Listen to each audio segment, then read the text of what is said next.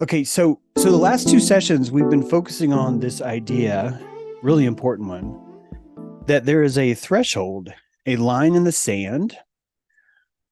And to explain this threshold, I'm using the term fireworks. There's a place, there's a threshold where fireworks are bad below a certain line, and fireworks are good above a certain line. And truly, this line is, I think, separating this reptile.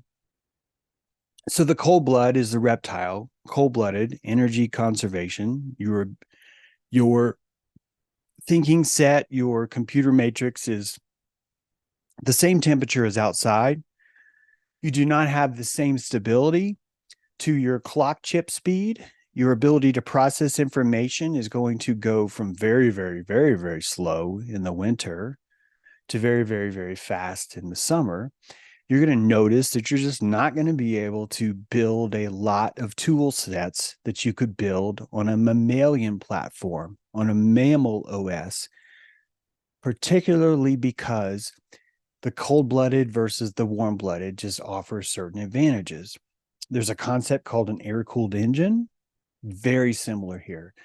If the air-cooled engine does not remain in motion, if you're idling an air-cooled engine, say on the streets of Kansas City, and you hit rush hour traffic, your engine will cease because you are not moving enough air through the system, which means to have a cold-blooded engine, such as an air-cooled engine, you would be turning the engine off all the time. There's no such thing as idle. You cannot afford something as fancy as idle. And the same concept would carry forward in your brain, in the reptilian brain versus your brain. There is a limit, a dotted line, which below this line, fireworks bad versus fireworks good. And as we learned last time, you already know this. You know that pain, information, all of these things tax the cold-blooded mind in a very big way, so much so that the reptile would literally ignore taxing information as much as possible, that their main desire is to dismiss and reject new information because they cannot afford the luxury of tuning in. So you enter what we call the reptile loop, right? Which is this novel? What's new in the room is the first thing the reptile asks. What's new here? The second thing it asks is, if something new, here comes the logic gate. If something new, is it threat? The third gate, if something new and it's not threat, is it food? These three things are the entire reptile dimension. And so you could see very easily from this standpoint that fireworks would be bad.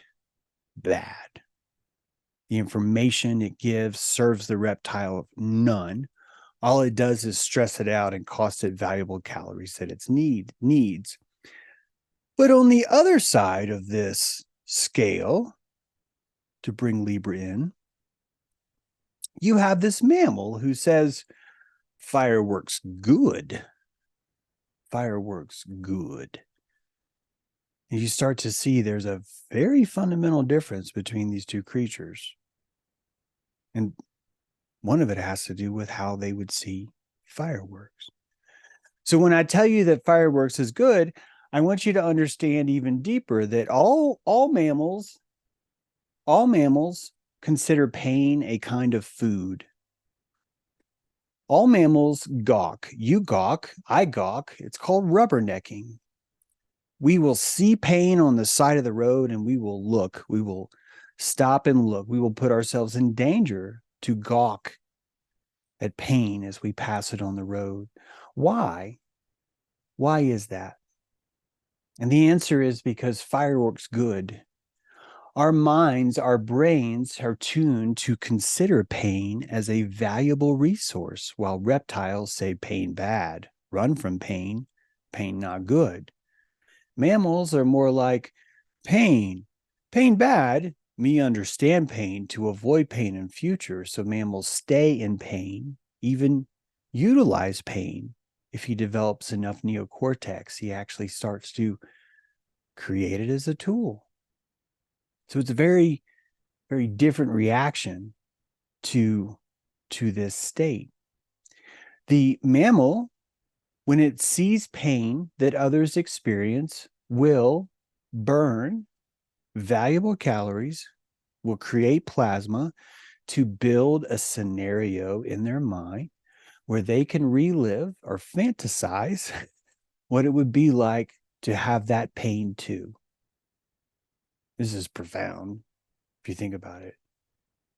Why are you fantasizing about what it's like to be smacked by a truck and be inside the cab as it's crumpled into this tiny, tiny shape?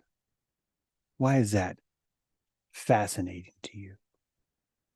And the answer lies in this very, very minor distinction between fireworks good, fireworks bad. We consider pain gnosis.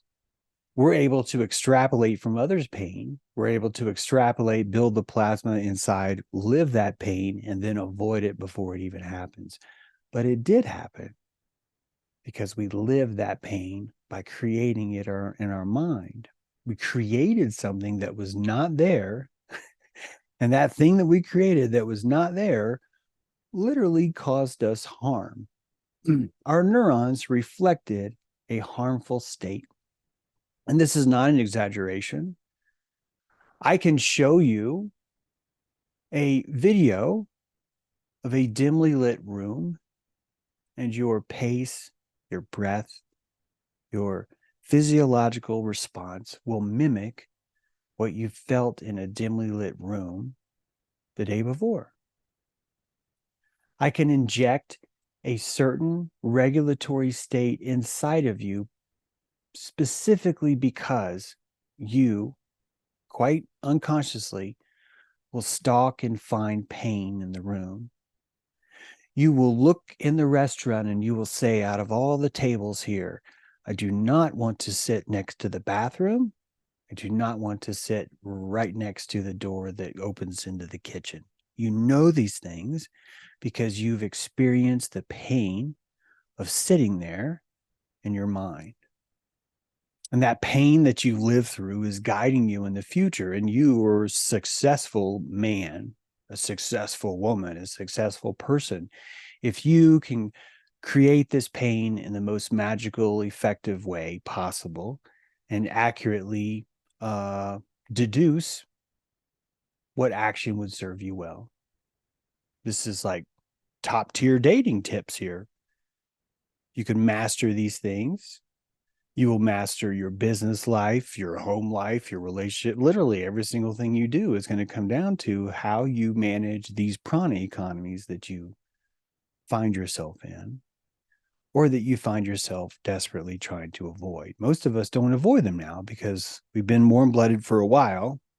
And so we've entered into this relationship with pain, and we understand this is a better way to go about it this way. So you see a massive difference in these fireworks.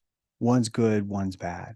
And if you're going to be dealing with a reptile brain, I need you to understand the dichotomy. And every time you deal with someone, you're going to be dealing with a reptile brain. And after tonight, I think you're going to be able to actually determine when your reptile brain is speaking, because it can speak, can say words, and when it's not. And the closer you get to trying to understand the difference, I think the closer you'll see to seeing this in others too. When we hear the phrase, I don't understand you, fundamentally, what we're really saying is, I can't predict you.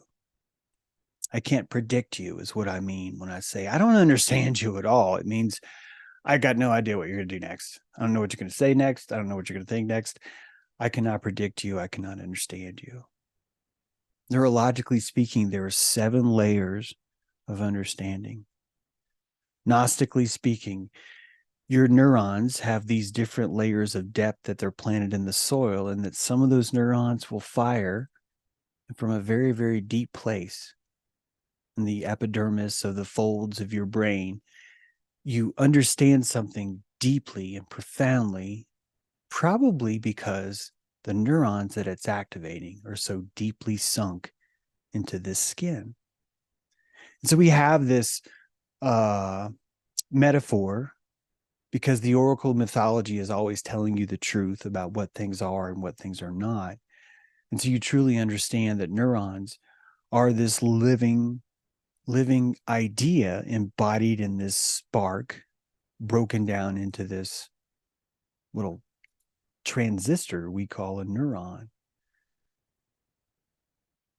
But something I want us to talk about that we're not going to be able to touch is a very important concept that I think most of the world doesn't even consider a word yet, and it's qualia. Qualia. It is the phenomenal character of an experience. An event will have qualia because it leaves a certain footprint or engram on your mind. We've gotten so accurate at mapping the brain, believe it or not, using rabies virus. But we've gotten so accurate at mapping the brain that we can determine neuron per neuron what fires when, why, and how. And it turns out that experience creates different engrams in our mind, constellations, different regions, or it's more specific to say different patterns that will light up in certain places in our mind. And when these different patterns are lit up on top of each other through a multi-threaded experience, for example, you have to go to the bathroom, but you're on the most beautiful sunset cruise you've ever been on in your entire life. You're with the woman that you love, and you're having the worst fight you could ever imagine. These are 4 different engrams that when they're laid on top of each other create this completely different experience, although technically all 4 of these engrams you felt separately before. And it is because you felt these engrams separately before, which is why you're seeking this new experience now, because you're under the impression that if you lay these engrams out just right in front of the camera, the sun itself, and expose your neurons to a new experience that has the perfect sunset, the perfect love of your life, and you're not fighting. And she's ovulating, or you're ovulating, and it's the perfect time, it's the birthday, and all the planets are aligned.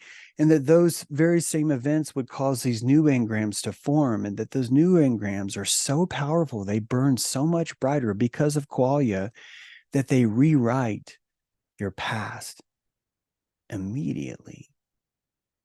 And the last time you had an engram that had this sour note, it's been obliterated. It's been completely destroyed by this new memory that you're laying out right now.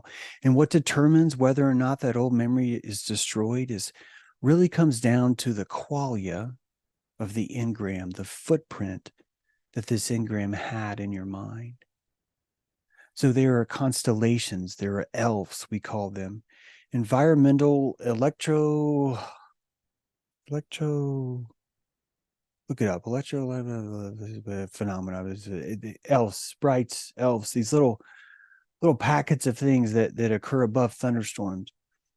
And they look just like neurons because you were living in this body of Osiris, and all these thoughts and all these memories you have are going to be lighting up this plasma that exists in your atlas above your head. All these things, every single thing that you've ever had, done, or experienced in this life profoundly has been broken down to engrams, stars that twinkle in your mind at exactly the right time. Every single thing you've experienced can be broken down as that. So even what reality is itself, we have this secret room, this chamber, this thalamus, where the forging of reality occurs, and it's not occurring through a physical space, it's occurring through a constellation being lit up in a certain pattern, and that pattern giving us meaning, and that meaning allowing us to apply sentimentality to it. I'm telling you these things because the things that I'm talking about are not tangible. None of these things are tangible. All of these things are pointing to this higher chemical, and that chemical is called qualia. It's the intrinsic, consciously accessible features that are extrasensory to your inventory. I mentioned the other day, quite crudely, the idea of eating a cantaloupe with your face, of just shoving your face deep into the meat of that cantaloupe and just becoming the essence of pulling that thing through the pores of your gums and just sucking every last drop. There's something about this experience that takes you beyond the sensations of it all, and you become something else. The qualia gives you wings, and you cease to be planted here. You become this new reality, a new universe. And the reason why it's a new universe is precisely because the charisma of the event is so strong that you forge that reality on the spot. This is what most of our reactions truly are. This is why it was so helpful that we began by saying logic isn't really what we think it is. Demonstrating the fear of God, I think, is a really good example of qualia. The fear of God is not necessarily clean. We don't fear God in the same way that we might fear Black Bart, the outlaw, or God forbid Mungo comes in to town, to Rockridge. Fearing God is a quality of how much God intimidates you inside, meaning the fear of God is the qualia of consequences. It's a very important thing that we take for granted. There was a time when you would meet people in town and you didn't know if they were suffering consequences. You didn't know if these people were susceptible to consequences. You know these people now. A lot of these people don't have neocortex yet. So anytime you're dealing with someone under 28, chances are they probably don't really have a qualia in line yet with consequences. They're just not there yet. They're working on it.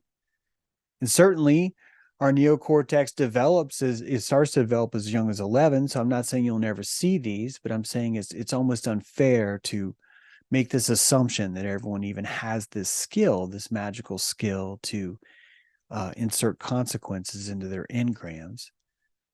That happens because you have this outer lobe, this neocortex, that's covered up. It's covered the hindbrain completely. It's stopping it from seeing the world, and it's overriding every decision with a but.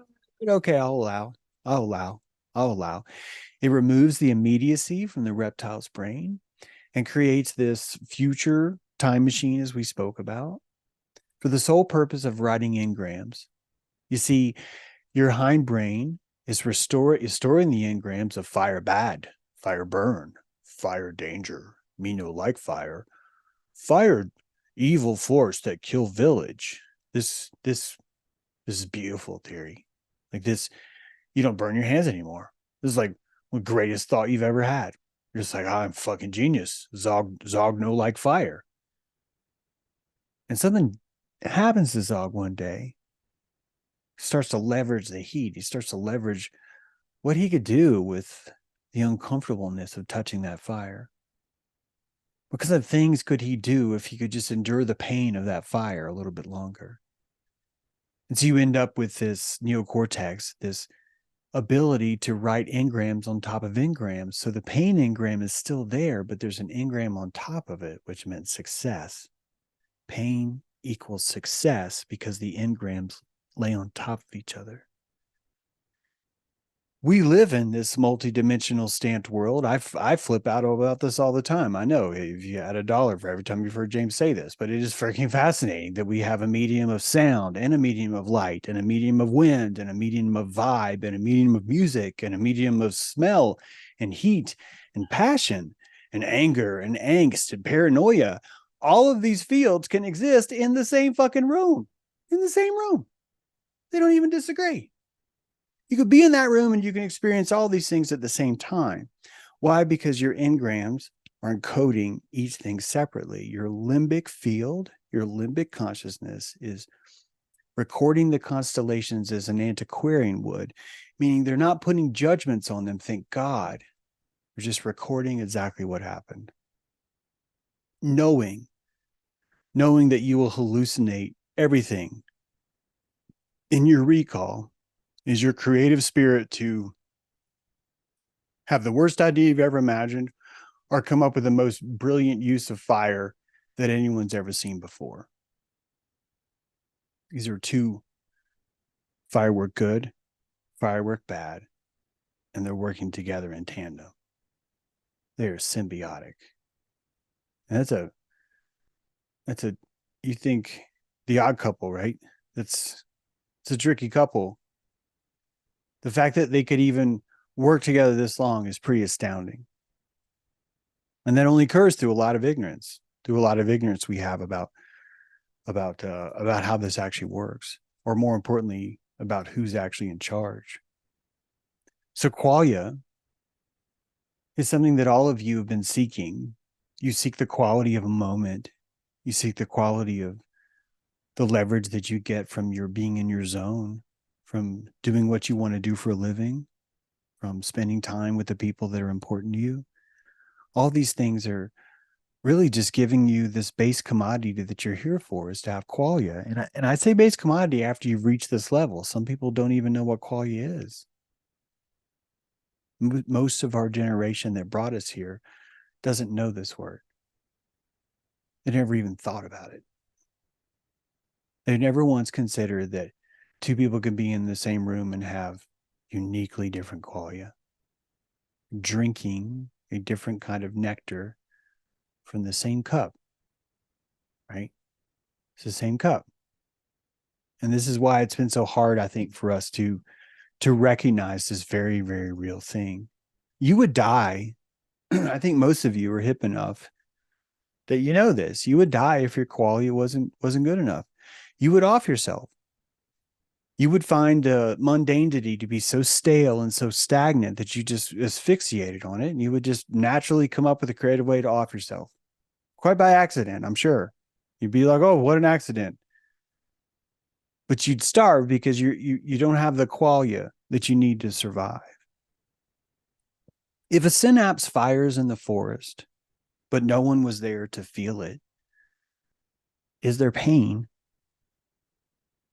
I ask you this because the perfect way to understand or approach this idea of qualia is to consider that dogs are not alone in what I'm about to say. It just happens to be this is a picture from a drawing from a dog's foot, but the idea is that there are certain pieces and parts to the reflexology inside your body and a dog's too, that a dog can step on a tack,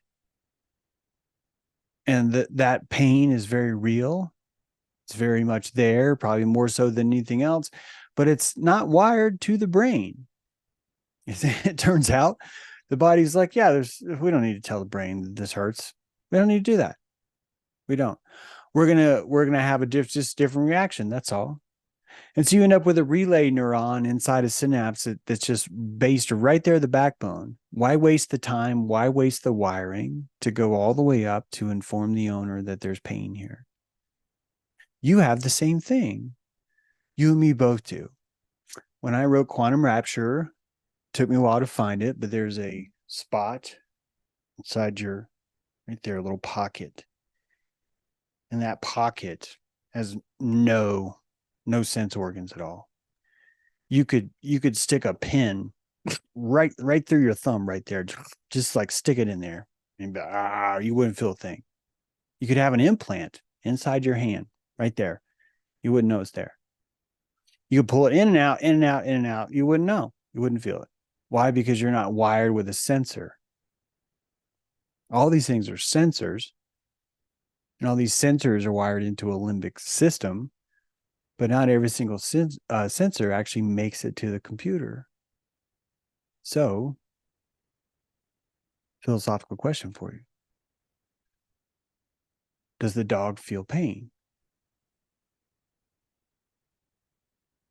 I don't think there's a particular answer. I'm not trying to sell you. My charisma is not in this fight. I want you to consider that, because I think wherever you end up on that motorcycle really starts to reshape and paint the rest of your reality as you start to realize, if you do not experience pain, is there pain? Is there pain?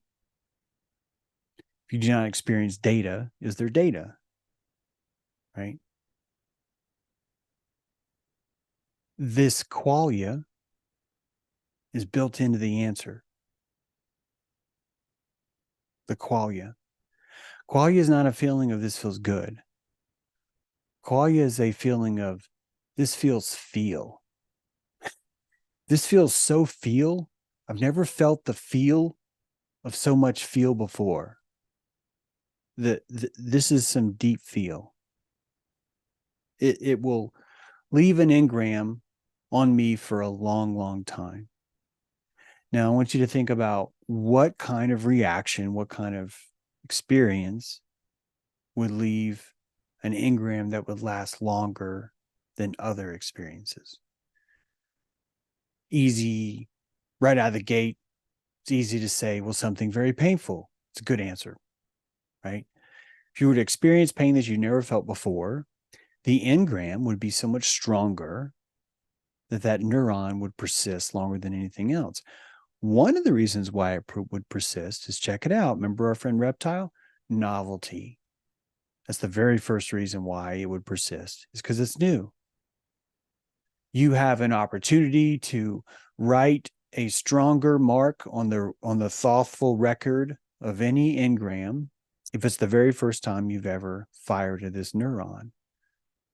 Quisithewhoopio. Boom. Someone just went purple in their head. They're like, oh my God, James just said Quisithewhoopio. I've never had that neuron lit before. That's pretty freaking cool.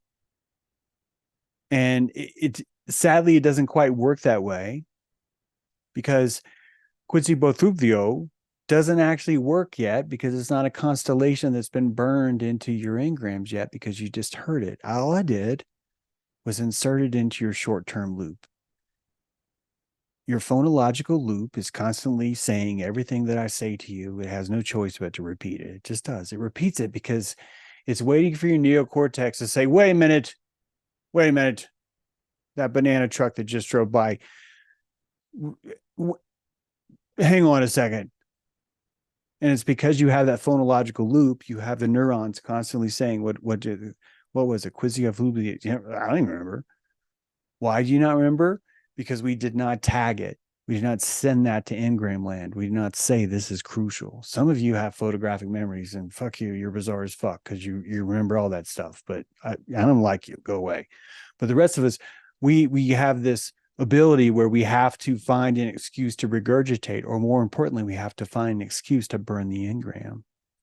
This is why learning in the morning for a teenager is like the worst possible idea you could ever imagine. This is why learning stationary is horrible. This is why therapy on a couch in a room is horrible. Moving your fingers while you're burning engrams is one of the most effective ways to store information. Something even more powerful is to engage it with a face, because the facial neuron net is so much more vast. So motor cortex, cerebellum, right? By moving my fingers, I'm engaging the oldest wisdom you've ever known, which is how to use my fingers. And the face is using all of your ventral, your newest neurons. So the face and hands used together would give you a better opportunity to store or score an engram. So sports, physical combat, right? All of these things would be obvious to have a one-upmanship on storing engrams just right off the bat. Watching two people play chess, probably not going to get as many engrams. Probably not going to happen, right? Now you know why we have costumes. Now you know why there's showmanship, because that's how you burn engrams. And you're only going to remember the engrams. That's what you're going to remember. It's like literally true. You're only going to remember the engrams because literally that's all you are. When we get into this id versus ego, there's an id, and the id talks for you all the time. 2 plus 2, your id just said that. Your id just told you 4. That was your id. That wasn't your neocortex. That wasn't anything mammal about you. That was this motor slave that just 4. It's 4. It's 4. You've heard that so many times. The engram's been imbued in you for so long that you decided that you would give it a front row ticket right in your cerebellum, and you're like, this is the answer. There's not even logic to it. It's just pure regurgitation. Just like this. Just like this. This is regurgitation. Pen and paw, send to sensory neuron. Sensory neuron says, we don't need to tell the brain, we'll just send it right back and send a motor neuron and have a muscle twitch. That's all. We'll just twitch. We don't need to tell the brain. We'll just twitch. No qualia at all. None. This is a life-changing event, but not for the dog because there's no qualia. It didn't happen, ladies and gentlemen. It did not happen, which is weird because you saw it happen. You literally saw it. Logic gates. Here they are, Cameron. Here's an NPN transistor. It receives a signal from B and decides to signal from C through to E. And there's a PNP transistor, which basically does the opposite. It waits for a signal from B, and then if E comes in, sends it to C. So these two transistors are just neurons. And when you look at the human body, you have 135 billion transistors inside your body. And if you broke this down, guess what? There's 4. There's 4 unipolar neuron, multipolar, bipolar, pseudo-nonpolar neuron. And by the way, we don't even have unipolar neurons. Those are in plants. Humans don't even have those. But when you literally think about every single thing that gives you qualia, consciousness, everything, it's going to be broken down into one of these logic gates, one of these circuits. When you count how many is in each system, right? Your central nervous system has a majority of your neurons. Your peripheral nervous system has, a lot, but not nearly as many, 15 billion. Like 10 times the amount in your central nervous system. But if you start to break down which neurons what are they specialized in, you start to see an interesting hierarchy form. So the heart has roughly 40,000, the retina 200,000, the spine 69 million, the gut 500 million neurons in your gut. It's a very intelligent being controlling your gut. And then your brain at 100 billion. And if you break those numbers down, and let's take this idea of the body of Osiris, then I'd like you to think about one of those heart neurons would be like the queen of your body. And for every queen, there would be 5 council, 5 people that were seers in her court. This is your retinal neurons, right? These seers are here to foresee all things that might happen to the kingdom, good or bad. And then underneath this in their spine, you have this, just like the dog, you have this regimented army of neurons that are there to reflexively act, to defend and protect their queen. And then inside your gut, you have this beautiful court. You have the moguls, the superstars, the fashion icons. Why do I call them that? Because they are your gut. They control the serotonin that they're going to release into culture through the grooves and appetites that they set. So the gut is the movers and the shakers of your land. They're setting the pace for what the appetite will be and how the seasons change these paces. And then maybe you would say at the bottom of this totem pole, so to speak, or the bottom of this pyramid, you have 2.5 million people, the neurons in your brain, each living a private experience, each being dictated through the laws of the land, decrees from the queen, the council, the army, and the court, all of them showing this blue collar brain cell, how this giant world works. And every one of these people is contributing to a qualia, I'm making this word up, qualiaic experience.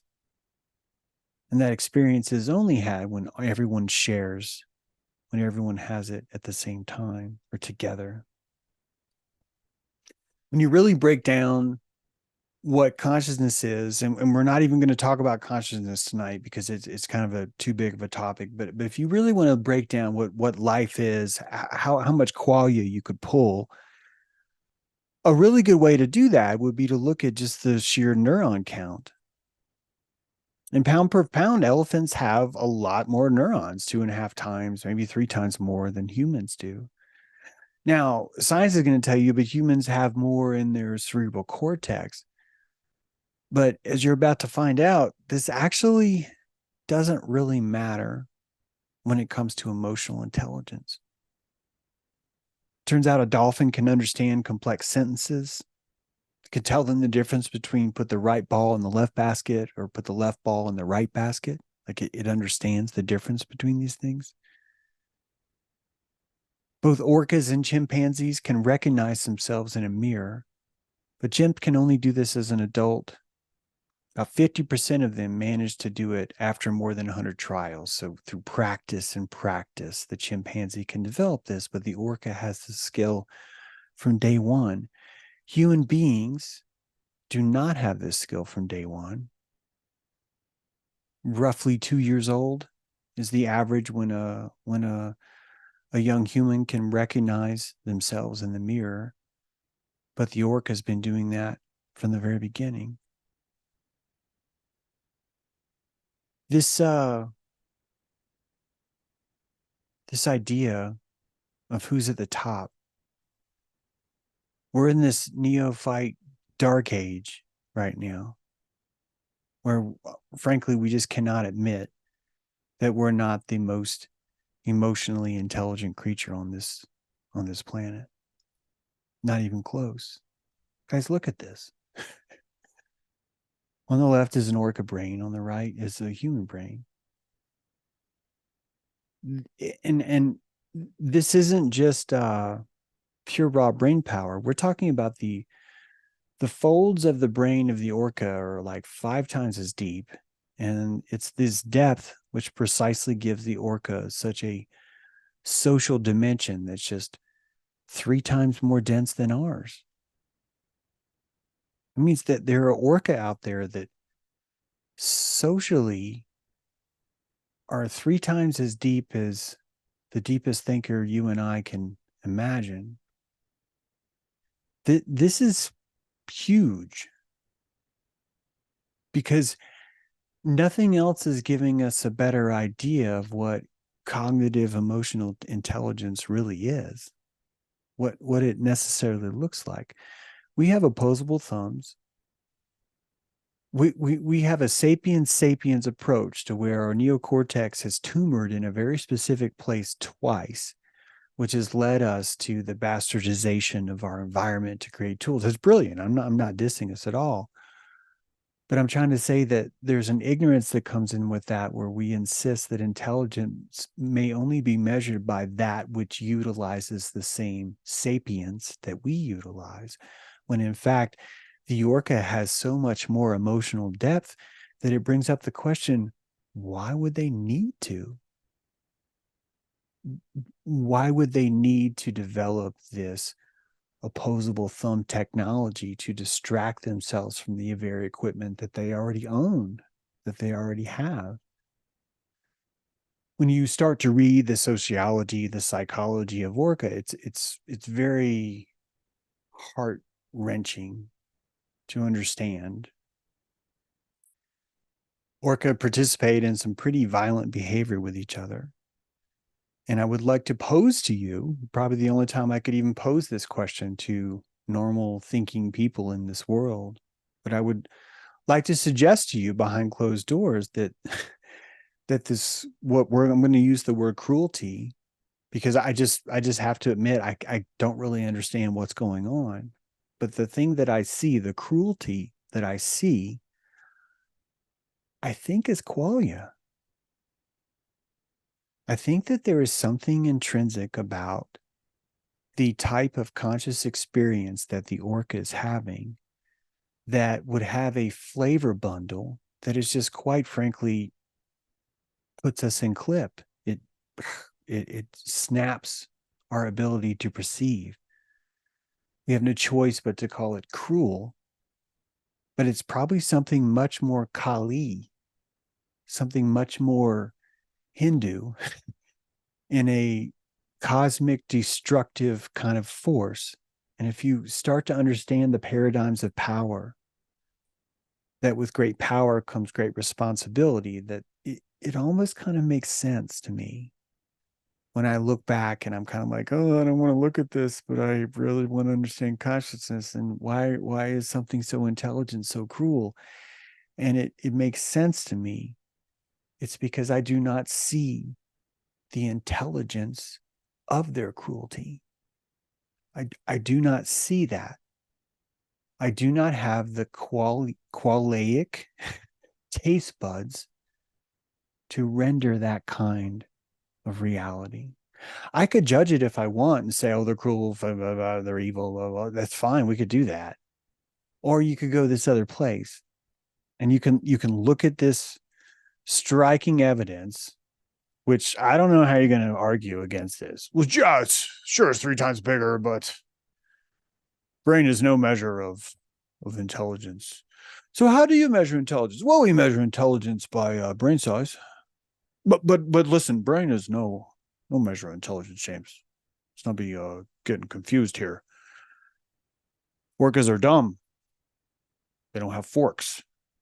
We have forks, James. We know what we're doing.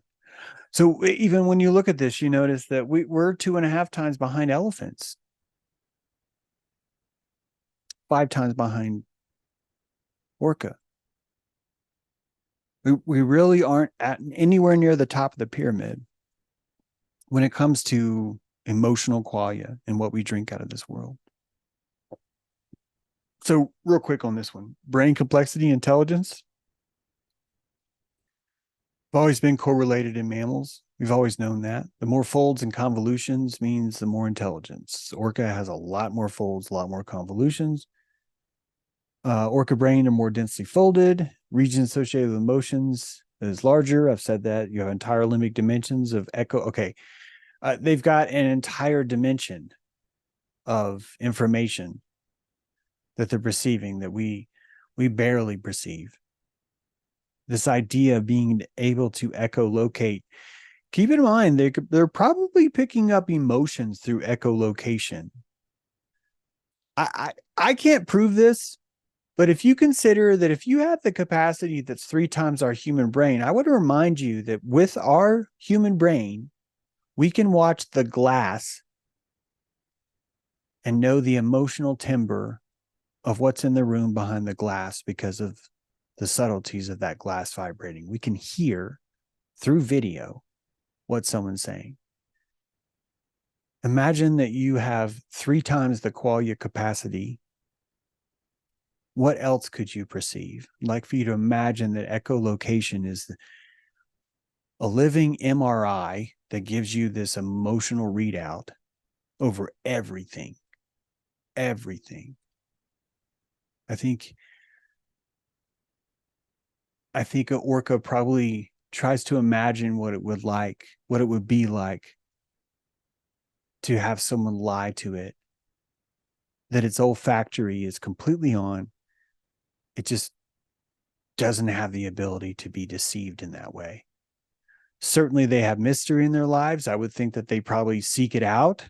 They don't try and banish it like we do. Just trying to say that it's a beautiful thought experiment to try and jack up your qualia and to see what it would be like and to see how it would mimic the orca, because I think it's probably giving us more clues than we could imagine.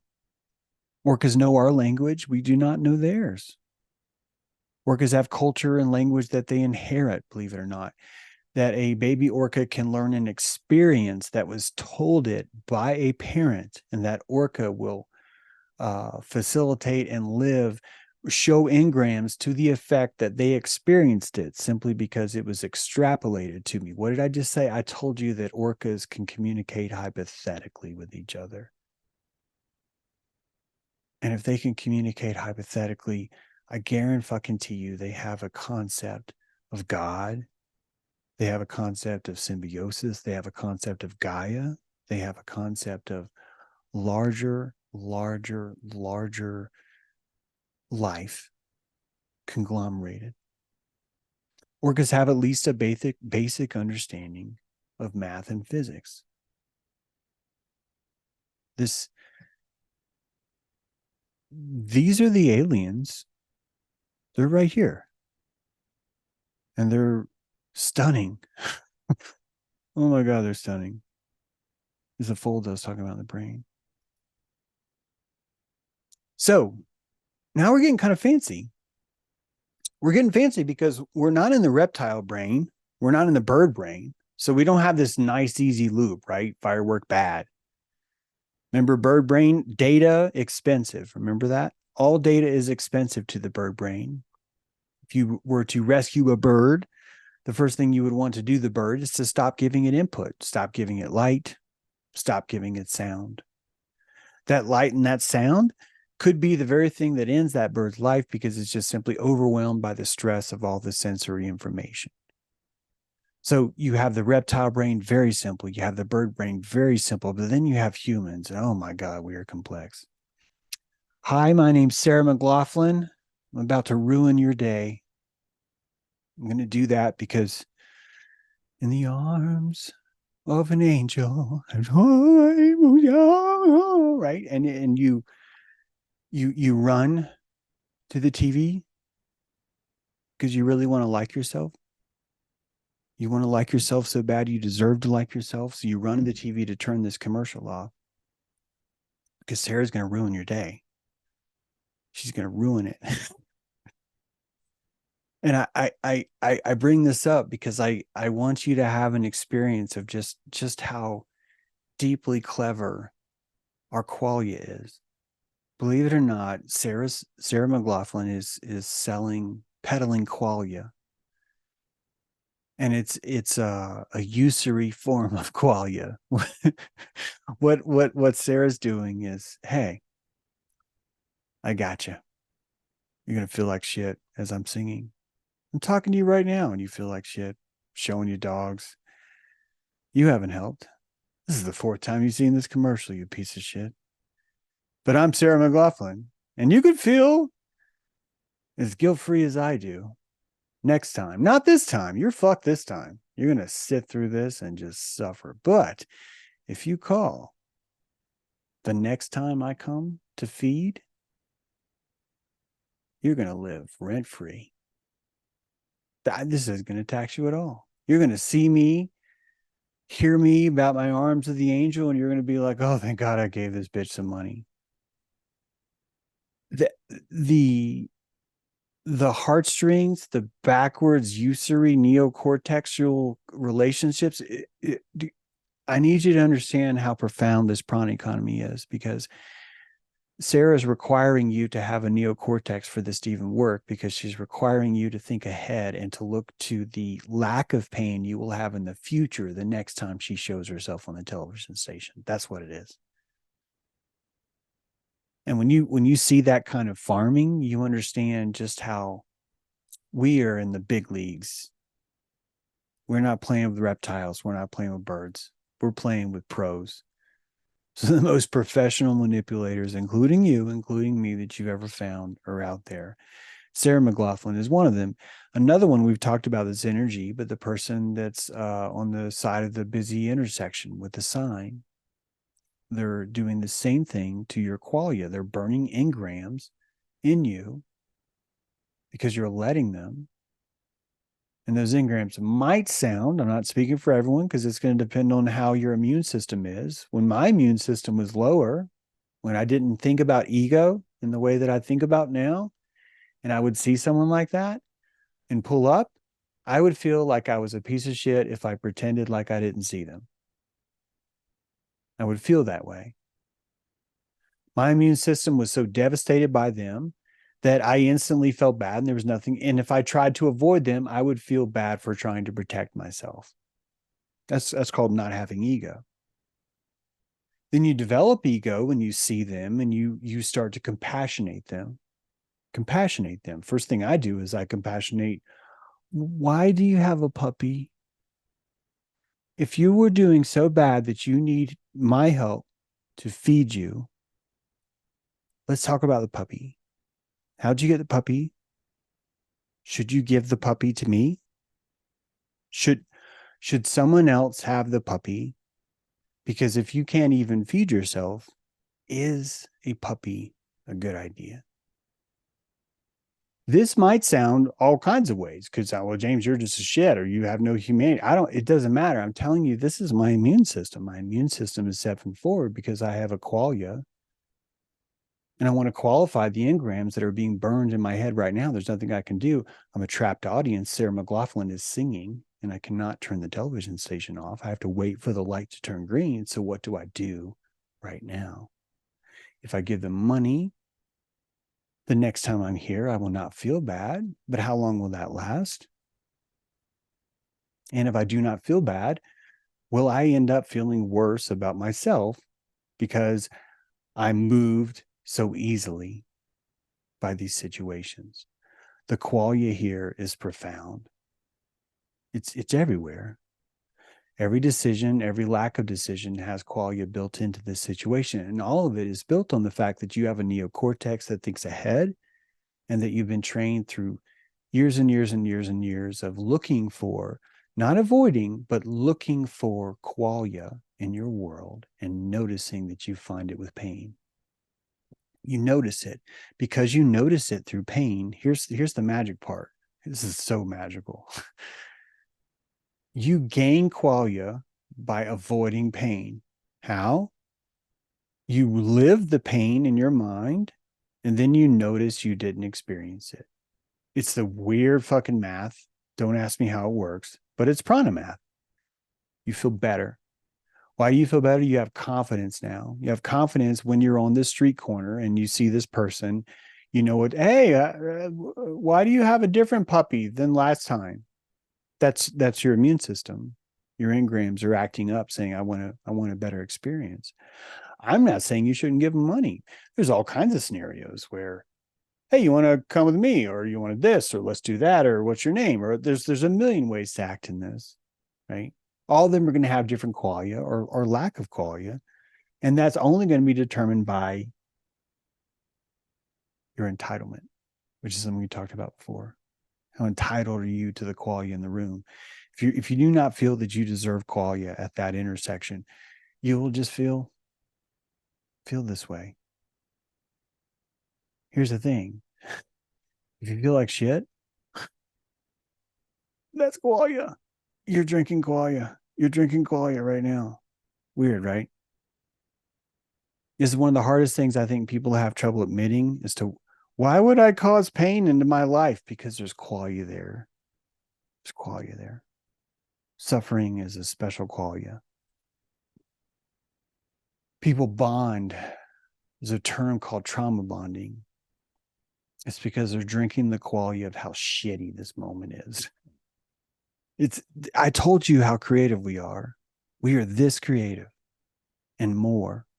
Imagine what Shamu. Imagine what kind of prana economy the Orca. Holy cow, man. There's no telling what's going on there. Like there's really no telling. I wish we could ask him.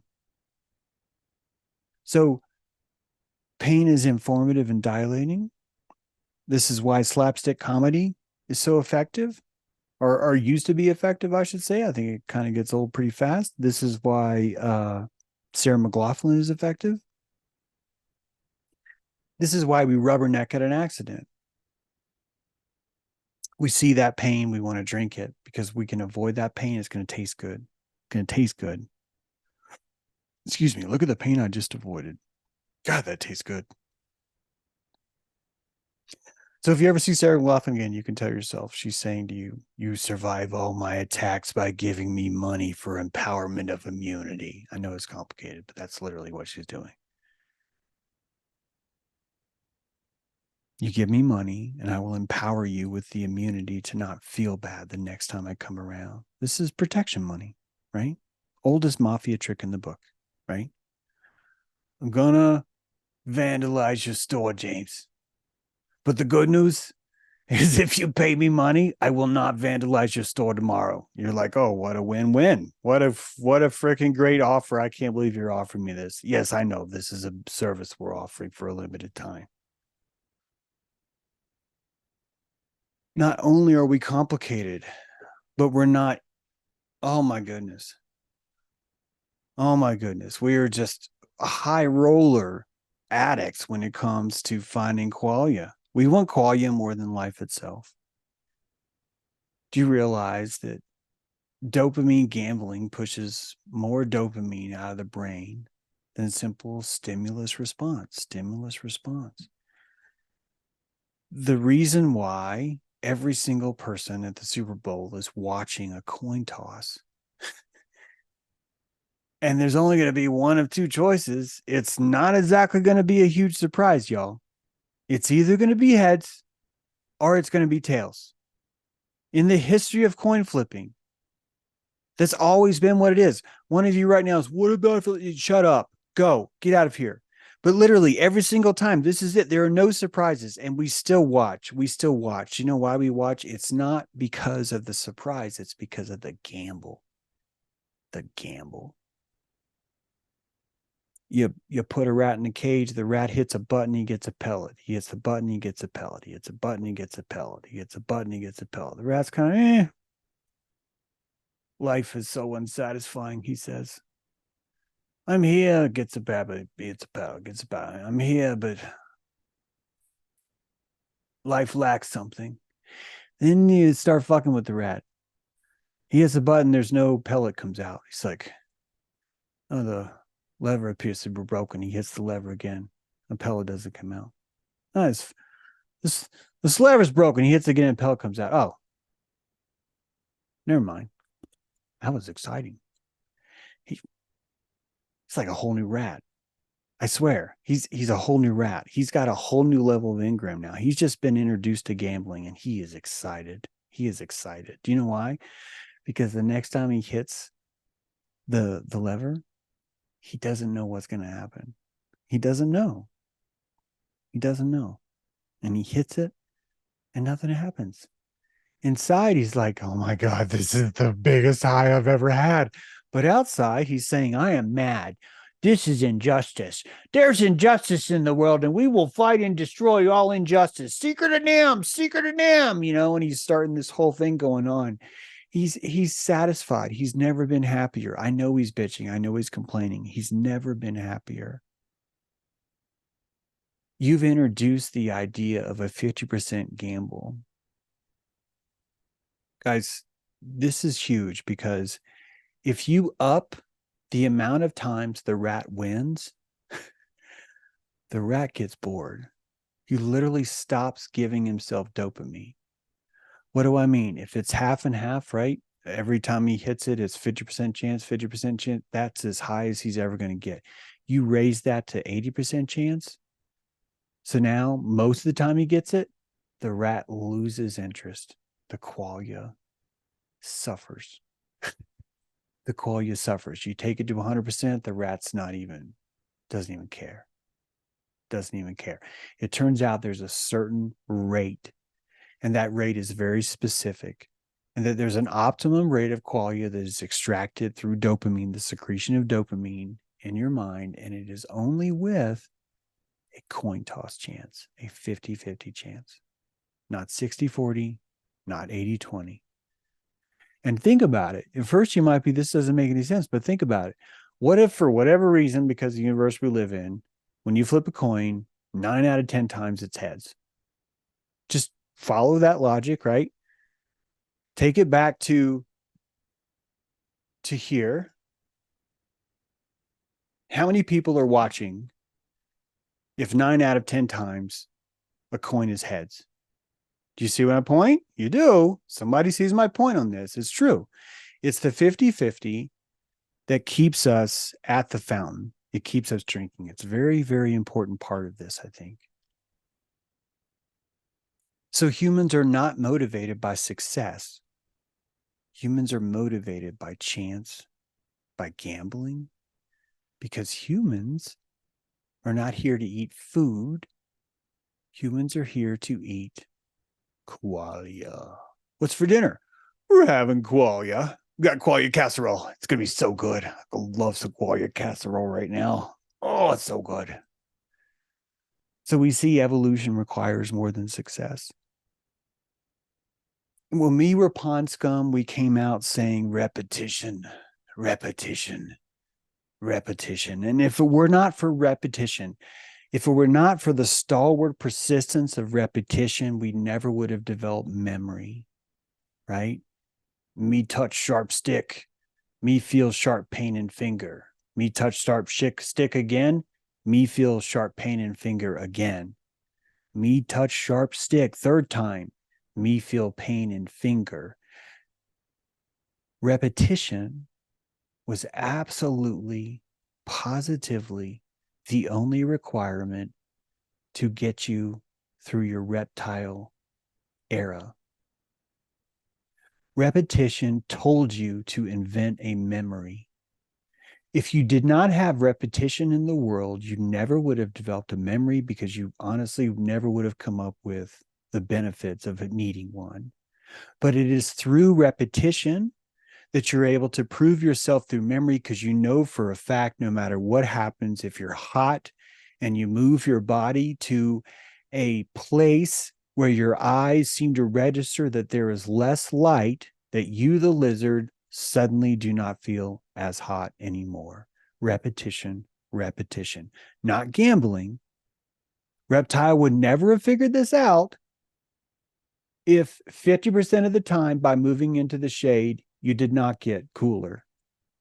It would have been a lot longer. So you see the importance of repetition from the reptile phase. The reptile is led in this world through repetition to develop and invent memory. Once he develops this memory, something new can be born. Gambling is here to develop qualia. Gambling creates qualia. So you can see the evolutionary species from the reptile to the hindbrain. The reptile craves repetition, repetition. But now the hindbrain, the mammal brain says, I want qualia. I want quality. I want quality. And it is precisely this desire for quality that we've invented deceit, danger, peculiarity. All of these things attract this important thing that we call witness. And witness seems to be this resource we use to forge reality. Your reality is forged inside your immune system. Your immune system is held together by your ego. Your ego is the electromagnetic semblance of all of your beliefs. None of these things are tangible. All of these things, the only semblance that you will see that these things even exist in this world is by looking at the engrams in your brain. Everything comes down to those engrams. When we start to understand, this goes back to the logic point, telling you that charisma sells, you're introduced to the halo effect. The idea that people who are judged to be attractive are typically perceived in a positive light, and that positive light changes every single other thing that they discuss and share, and that you magically feel that everything else is also inside of that halo also. And so they take normal faces and they apply symmetry to these faces. This is an example of one on the screen. They apply symmetry. Most of us, because we live in a beautiful, complex world, we develop asymmetry from our left brain and our right brain. This reflects itself in the reflexology, and that you could take a picture of your face and quote, quote, fix it. You can make it symmetrical. And by making these faces symmetrical or asymmetrical, this halo effect was proven in a clinical lab where a letter was sent, and inside the letter, a picture was enclosed. And the letter had a certain content that was the same. The only thing different was the picture itself. Either the picture was asymmetrical or it was symmetrical in some way. And that they noticed a very strong corollary or p-value between the people that were considered symmetrical versus how likely someone was to agree with the sentiment inside the note. I say this because I think there's an even more profound lesson here, because I do not believe that there is necessarily this abstract concept of who's attractive and who's not attractive. I don't think it works that way. I just think it's more complex is all.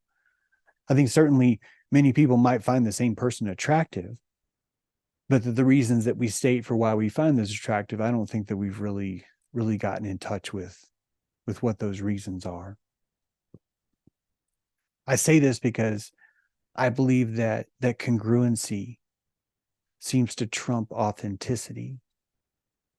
When you symmetrize a face, we say it's more attractive, but really it's more congruent.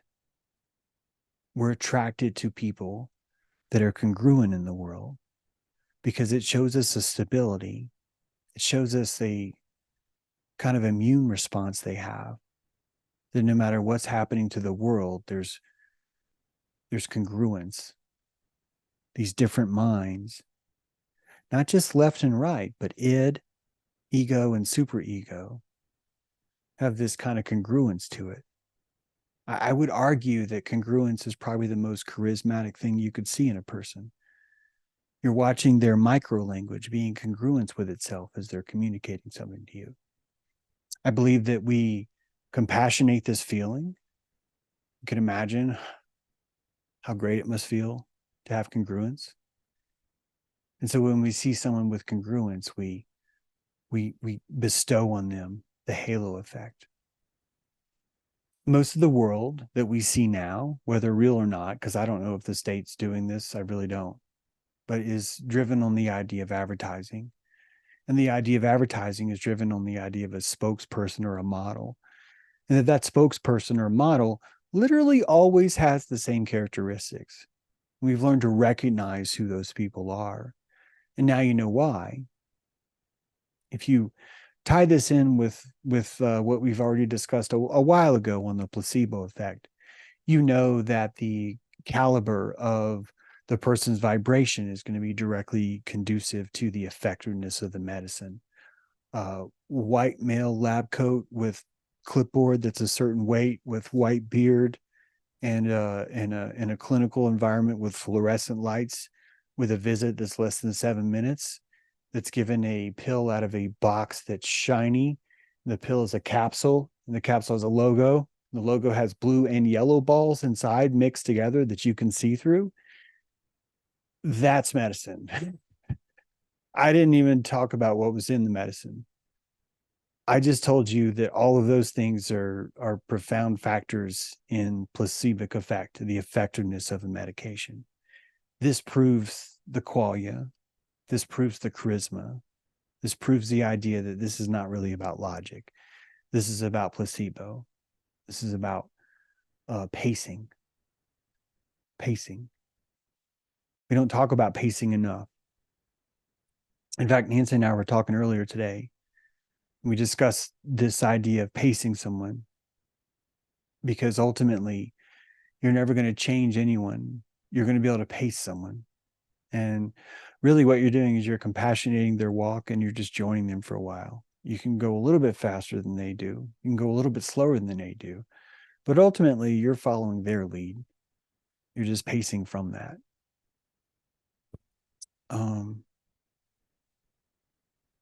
This is a closest